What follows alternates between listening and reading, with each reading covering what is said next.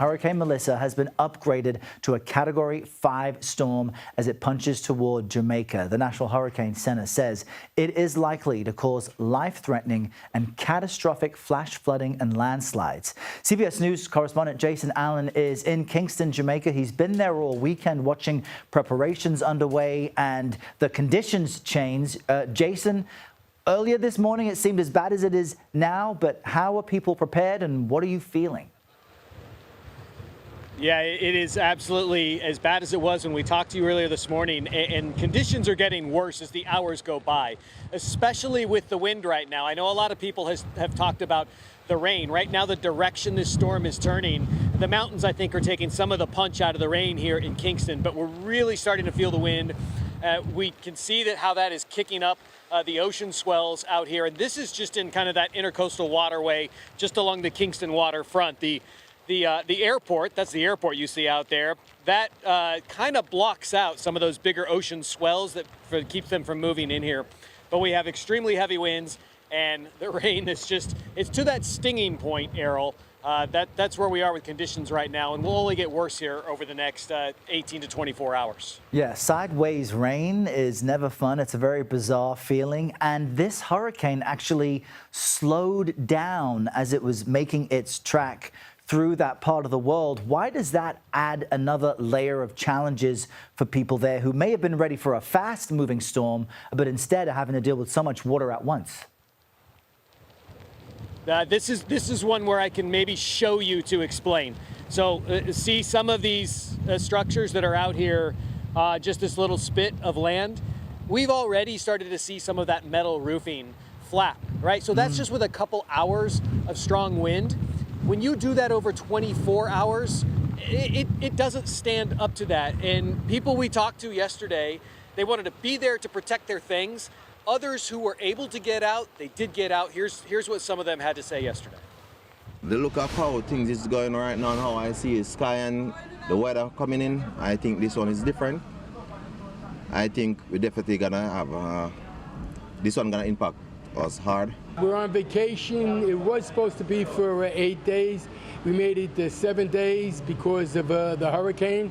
So we're leaving a day early. It was a great experience until the weather came. It was treacherous.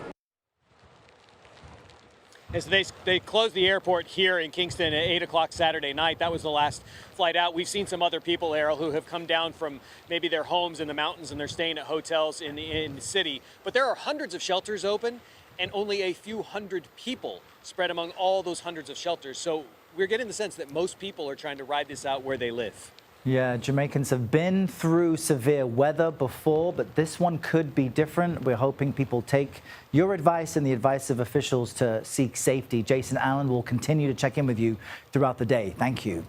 Let's jump now to CBS News. Philadelphia meteorologist Grant Gilmore with a look at the storm's track and the larger weather picture. Grant, how does it look?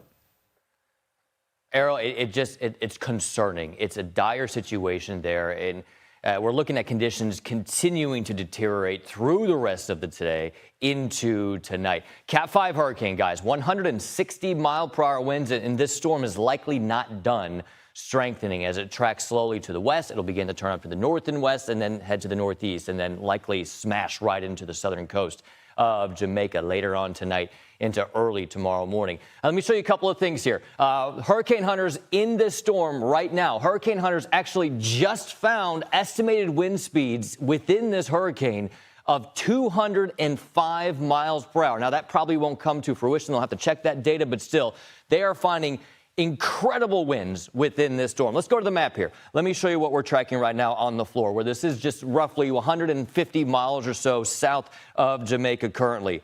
Look at this massive hurricane spinning just to the south of Jamaica right now. It'll start to make its turn to the north, and that's where we're going to get into some serious concerns as we go through the overnight and then into the day tomorrow. Let me show you the forecast here with this storm. This is the latest track from the Hurricane Center. Category 4, Category 5 doesn't matter. The impacts, the catastrophe is likely going to be the same as it tracks up to the north and east and then clears up to the north and into the North Atlantic.